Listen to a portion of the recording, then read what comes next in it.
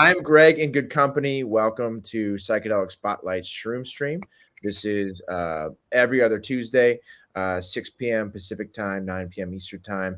And we're just creating a cool space to listen and hang and connect with great guests talking about mushrooms and both psychedelic and otherwise. And today I wanted to bring in a good friend of mine, an incredibly talented singer-songwriter and artist of other disciplines as well, Mendeleyev.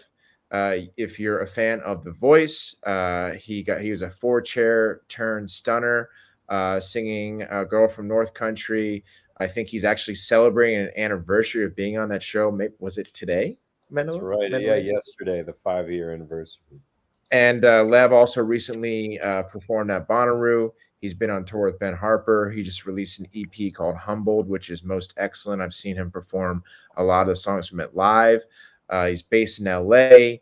And he's an avid and very open about his psychedelic use and how it has how he uses it for creativity. So when I thought of talking about mushrooms and creativity, Lev was the first person that came to mind.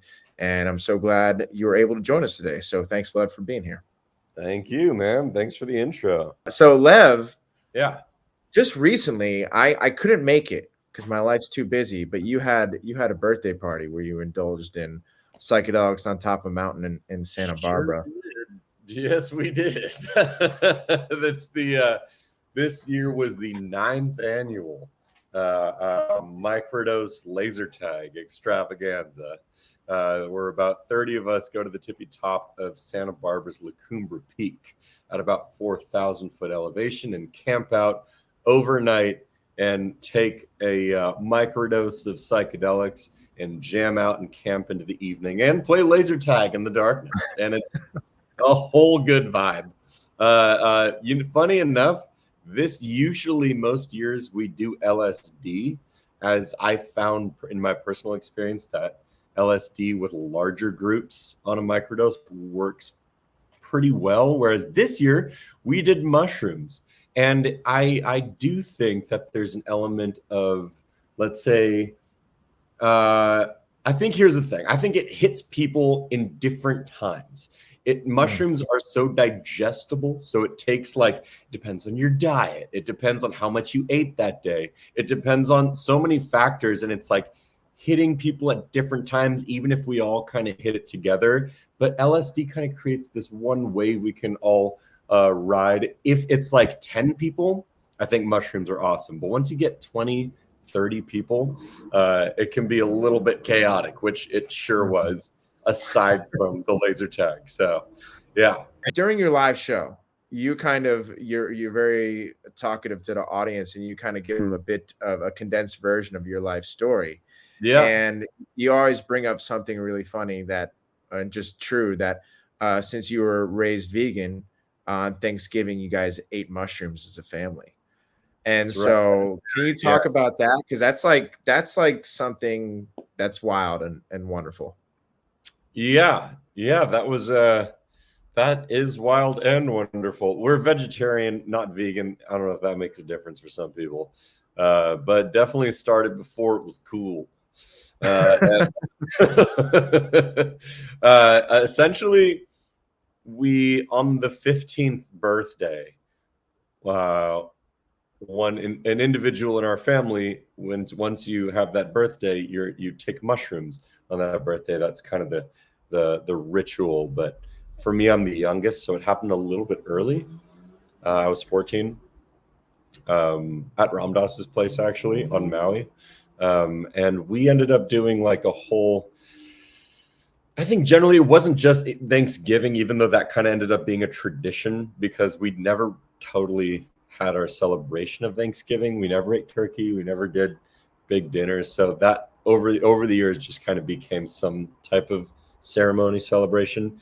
But, it started before then. Some of those experiences I still remember to this day to be some of the most influential, important things that I've been through, and I plan on having children and taking psychedelics with my children. And Yeah, I think about first of all, lastly, better than fucking have. Okay, can we cuss? Are we allowed to cuss? sure, No it's the cuss. internet. Okay, No, yeah, tight. go ahead. Better than having a sketchy ass experience with some sketchy ass friends like in middle school or high school, Uh-huh. you know, where you don't know where it's coming from.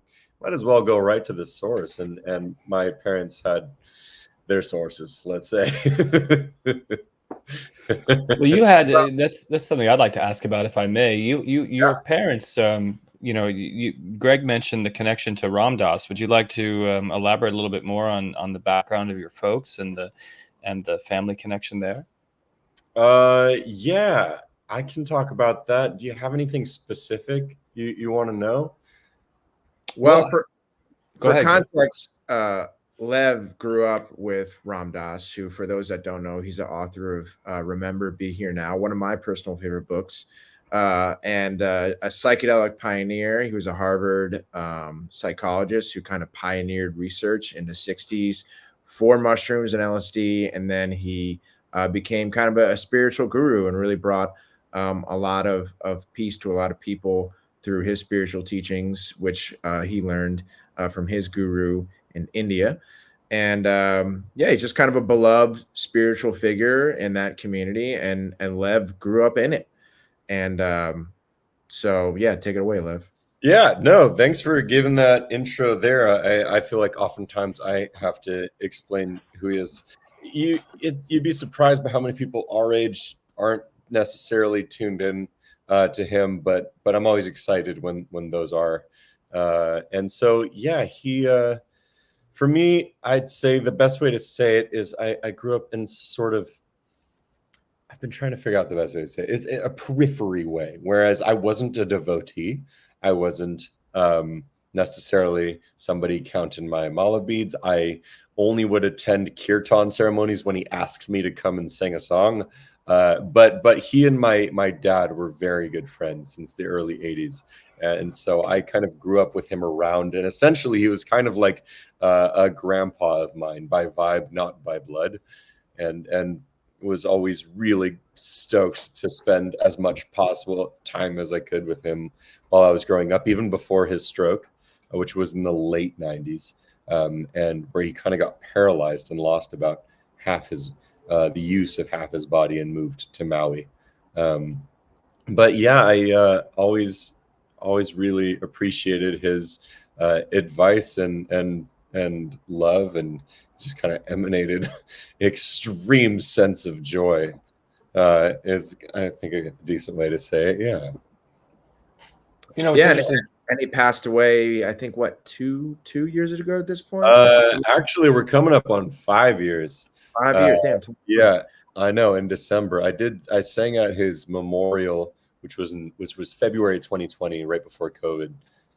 And so I think he passed December 23rd, 2019, which, funny enough, was the anniversary of the first time I ever took mushrooms. Oh, wow. 15 years prior at his place. And I'll never forget it. Right at sunset, I was watching sunset. We're coming down at this point. We had gone on this whole trip and come back, and he wasn't. He was advised not to take mushrooms with us that day, which I was bummed about. But I remember I was watching sunset kind of coming down, and I wanted to get high on weed, marijuana, and you know, maybe I shouldn't necessarily say it, but that man loved to smoke his weed, and we had a very deep bond of sneaking it at midnight when everyone went to sleep. And anyways, so he knew I loved the weeds at the time, especially when I was 14 years old, and I was sitting there just at his place watching sunset, and I'll never forget the image of him rolling his wheelchair over in my direction with this one arm, and in the other arm is holding this gigantic bubbler packed with weed, and he's staring at me, and he does this thing where he has this huge exhalation of joy where he goes and he's wheeling his way at me, and hands me the bowl. It was extraordinarily sweet. Anyways, that's like one of those images that's so burned into my memory, and love to share that wonderful, joyful, experience. It's so And I funny because still I can see it. I can Yeah. see it in my mind so clearly of what you're describing. It's like I can just see his big smile, Yeah. and that's amazing. I hit me. really do think it's special to share in this forum, and it's something that we haven't really talked about a lot, and I think it's something that deserves a little bit more coverage. The idea of a family utilizing psychedelics together in this country, you know, in the modern era. I don't hear a lot of reportage about it. I don't see people speaking about it a lot, but I think that that entails a lot of consideration. That's a very like intentional and purposeful.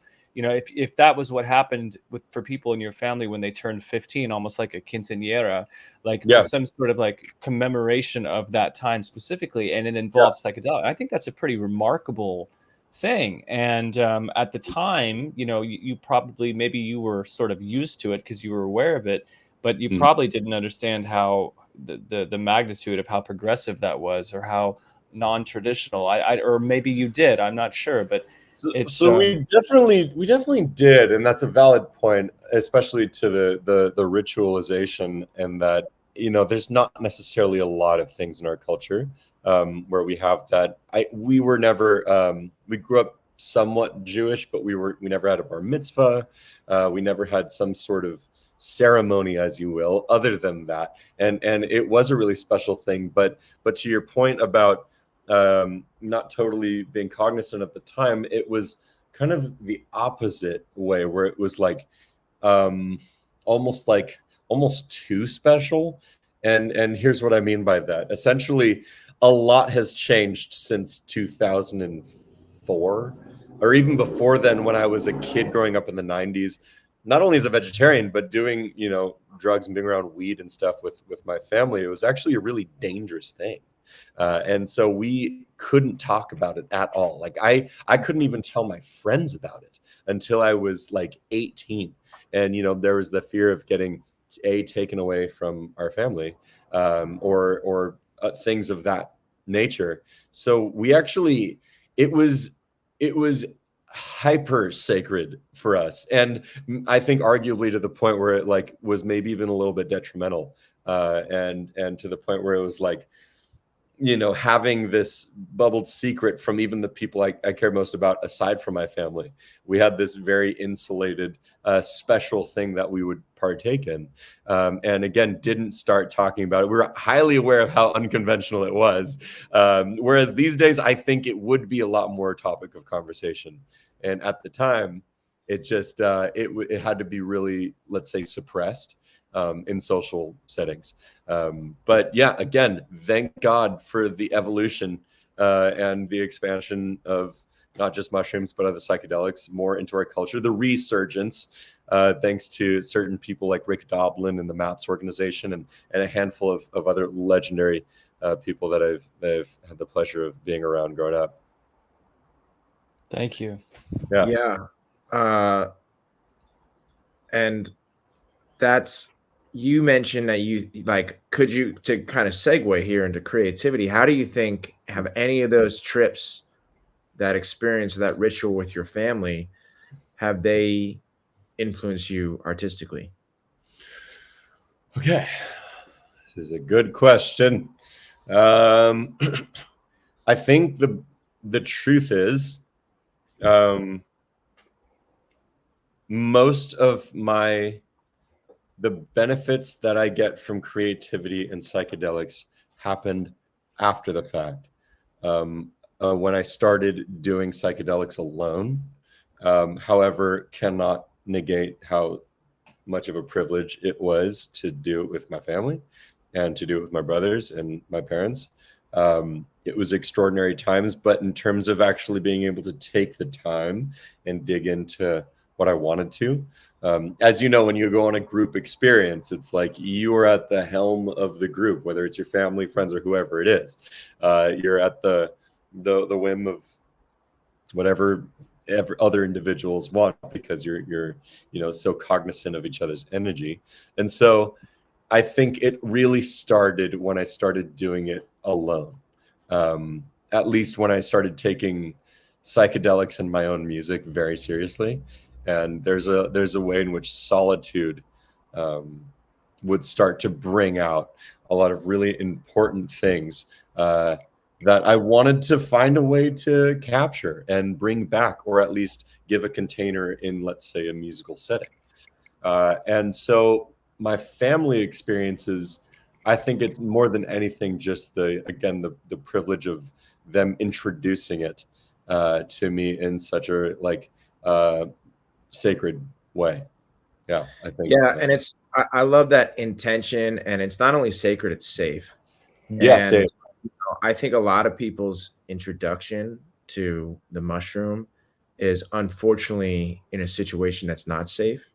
Mhm. Um, I mean that both like physically and mentally and Yeah, spiritually, because whether they go to a concert which and someone just happens to have some there, you want some of these, they're at a party, yeah. and Or you know, festival. festival, whatever. But like set and setting is we know is so crucial, and that's your Mhm. mindset and that's your physical setting. Yeah, And a lot of people who share bad trips and have a bad experience and then kind of swear by that experience as a result, and say don't do this because I had a bad experience. They're being introduced to these in like a party crazy wild setting, yeah, and they're not being properly prepped. There is no intention behind it. They're with people like when you're on the mushroom and you're with people who aren't right there, that creates, you talk about the energy. I mean, that creates get it. uh, a bad setting right there. Yeah, And so I think it's really special and beautiful that you started there, because I think part of, if you want to take psychedelics seriously, especially the mushroom, it's like you have to know it and meet it and understand it. And you're getting to know psilocybin as it's getting to know you.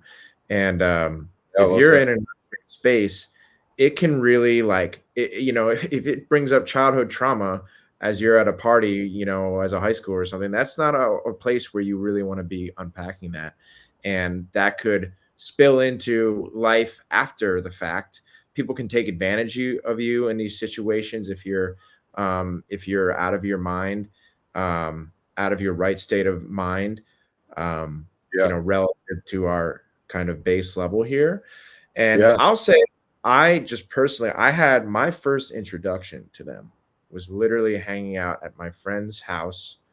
We were playing poker on like it was my it was my senior year of high school, and I did not smoke marijuana until college. And I was very adamant that in high school I was like, I don't want to do it. I don't want to do it. And so I didn't, no pills, nothing, no, really no drugs. Alcohol occasionally. And I remember, Mushrooms were your first drug? yeah, pretty much.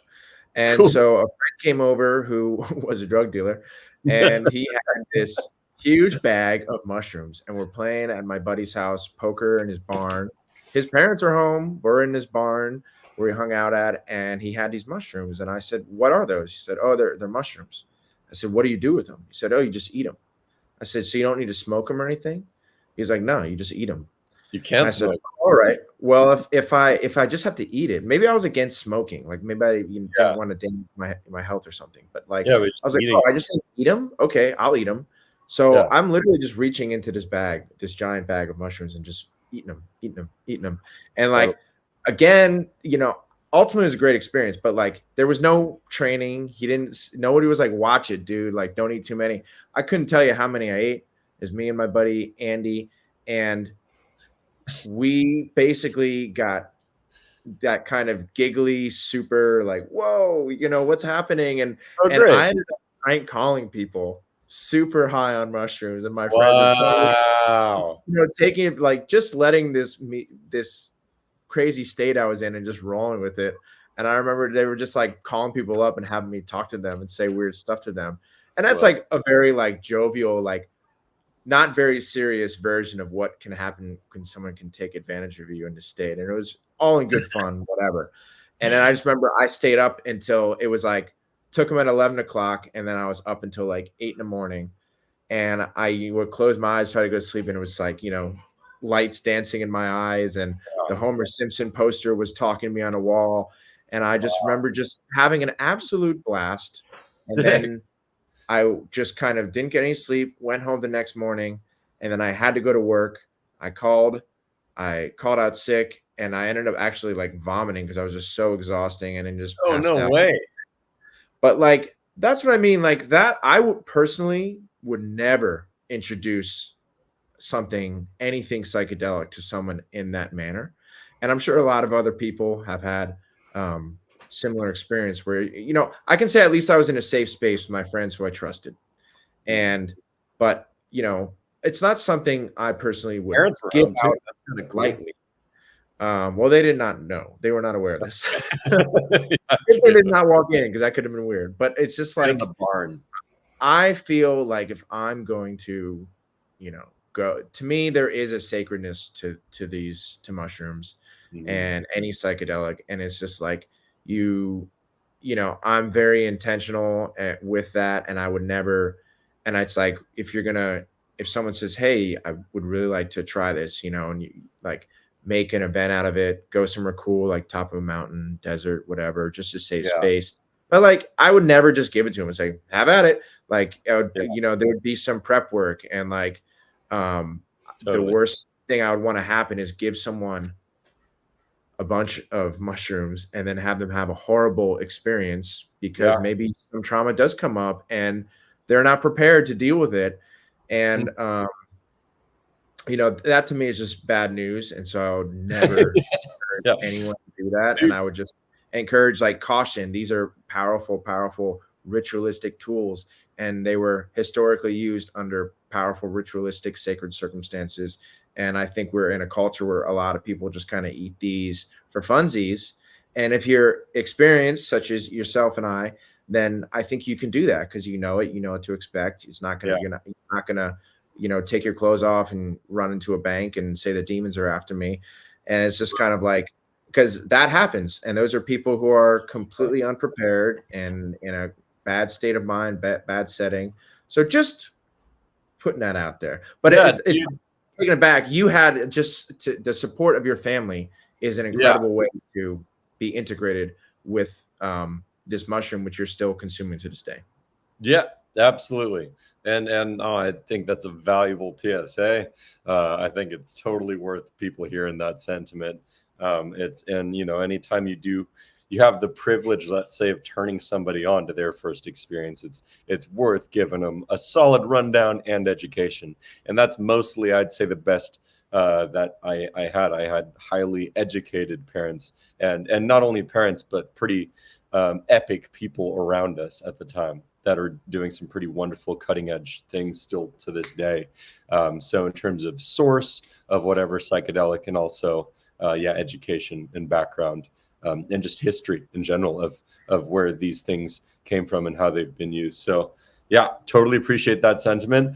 On the flip side, I love that. I just, not to be devil's advocate, just to be like totally honest. I think in a way, just kind of going back to what I was saying before, I think there's a way in which I've been like so mildly, this is the worst word, and I don't mean to say it in a strong way. I've had to mildly learn. Yeah, I'm going to stress that, mildly desacredize my mushroom experiences, because like, again, how I was saying, it was so insulated and it was so powerful and special. And I grew up on a mountain. We're very isolated from society, and that part that was like that barrier when it came to my friends and talking about my experiences with other people. Eventually, I was just super stoked by like my 20s when I could just go with my friends into the forest and have an adventure together on mushrooms. I thought that was fantastic, and I was like, wow, we don't have to treat these with like light the candles and tell our intentions, which I love. And I think that is very powerful, especially for your first experiences, like totally worth doing that. and setting intentions. But that let's say the more fun bonding side with those who you partake with. When I do it alone, I'm very serious. I'm like very regimented, and I record my whole thing in a creative way. But when I like have a trip with a friend or a group of friends and we go out into the forest, it's like I was so excited to be able to just have that bonding experience in like a fun context with friends. That was maybe a little bit less sacred than what I'd been used to. And then older I get, the more we do these festivals, and I have a whole just a book of feelings about festivals in our culture, and I do them and I play them and I'm always attending them. But I really think a lot of people's first experiences are at festivals. A lot of people's first moment where they get turned on are at these, whether it's smaller festivals that are local or larger, like Burning Man-esque festivals, can be the initiation for some people. And I truly believe they're some of the worst possible places to ever take psychedelics, even as an experience that I don't know how many times I've taken, mushrooms before. But like, if I wanted to create the worst possible trip, like the quintessential bad trip, festivals are really providing that for people. And Yeah. blasted by sub frequencies that are competing in all directions, to like people walking by with weird shaped masks and clown costumes, to like standing in line for an hour just to eat a $52 soup, and like all of your energy is being drained, and it's so distracting and chaotic, and there's very little to pull back from a lot of these festival experiences other than we did it together and we made it out alive. Like the moment you leave the festival, you're like, thank God. And it's a very similar thing to Albert Hofmann, who's the guy who invented LSD, or at least like kind of first synthesized LSD back in the 40s. He had an accidental experience where he got it under his fingers while he was under the microscope, and had that whole, classic bike ride home where he had to leave the laboratory he was in. And then he's like, I'm going to conduct a self-experiment, and took like the equivalent of, I don't know, but like 10 solid doses of LSD accidentally on his self-experiment. And you could read his book. It's a great book called My Problem Child, LSD, My Problem Child. And you read his notes on what he went through for the 12 hours of this whole night, and it was just hell. And he experienced the worst night of his whole life. However, the next day, he was just so relieved to be back, and so excited and enthusiastic, and colors looked more beautiful. Everything he ate was tastier, and he was just so grateful to have returned from his hellish experience. So sometimes just getting in and out the other side of the worst experience of our lives can be equally as beneficial. That's kind of my sentiment with festivals a lot of the times in people's first experiences. The question may not make a lot of sense, but you can make your answer make sense. And I think it's germane to the overall course of this conversation. But what would you say is the most psychedelic aspect of music and music making? When you think of, like, if someone asked you about the psychedelic nature of music, how might you respond to that? Whoa. Oh my God. That's a good cue. That's an epic question, dude. All right, let's go. Let's do it. All right. So I think essentially, well, first we got to define what music is, but not even going to do that. Let's go with a series of sonic patterns, okay? Things like a motif or a melody that repeat. And there's a way in which mantras, let's say, have been with us for thousands and thousands of years. And they can create what we refer to as the trance state, which is a shift of our focus. And I think psychedelics also can really enhance our trance state. And so both of these things together, oftentimes, obviously, psychedelic artwork or art is used with fractal patterns. Music, I would argue, is also this fractal of sound, and things like mantras or things that repeat itself.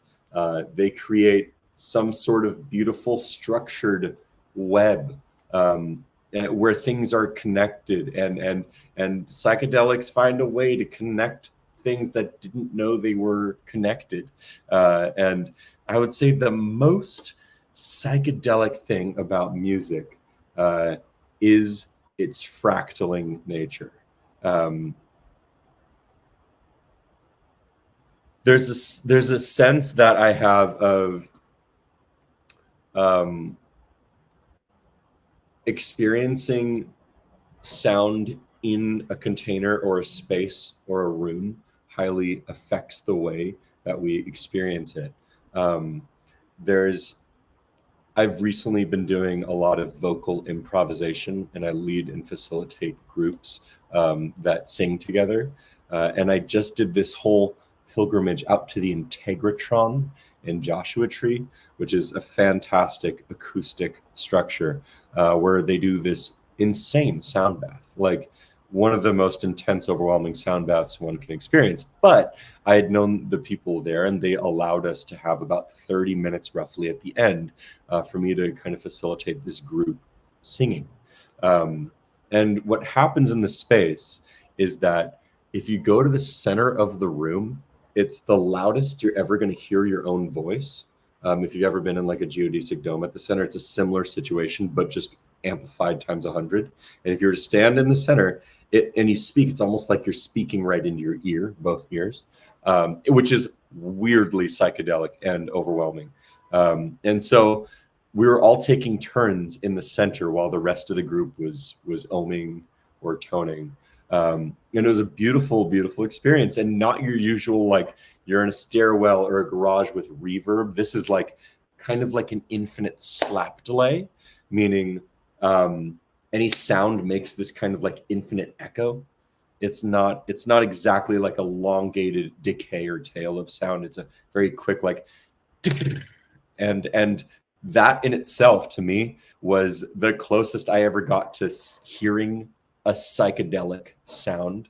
And why I'm bringing this up is because it very much was, you know, the psychedelic artwork. There's a word for this I'm not remembering the name for, but in psychedelic art, whether it's Alex Gray or other phenomenal artists, there oftentimes is this almost trailing effect, this fractaling infinite effect that we all experience on decent doses of psychedelics. And this was the closest I ever could hear a trailing effect. That's the best I got to kind of hit this analogy. But essentially it was like really one of the coolest experiences, and we're gonna go back as often as we can for anyone out there that wants to do more group singing. I think part of who we are as human beings developed from sounding together and being with groups of people and singing and screaming as a tribe and climbing trees and just singing together. And so I want to do more and more of that. I also, not to get way too deep in the rabbit hole, but believe psychedelics played a huge effect on how we evolved into human beings. And I think we were curious little monkeys eating everything we can find, including mushrooms. And I think over the time, things like enhancing visual acuity while hunting to other things helped us develop tools along the way. And I think mushrooms and fungi were a huge part of our development and in terms of how we became what we are now. And so those two things, singing together and mushrooms, I think those are working for me in life right now. And the more I can do it with larger groups, the more fulfilled I am. So this is my long-winded way of explaining why how music is like psychedelics. I think it is us, and it is how we evolved. You know.